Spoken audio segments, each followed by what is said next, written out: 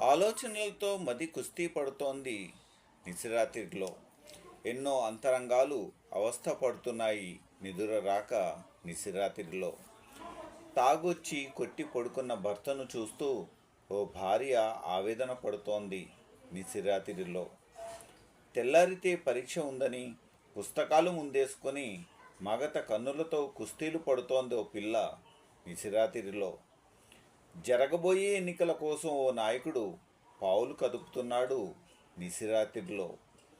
అమ్మ పక్కన బొజ్జున్న పసిపాప బోసినవ్వులతో మారం చేస్తోంది నిశిరాత్రిలో.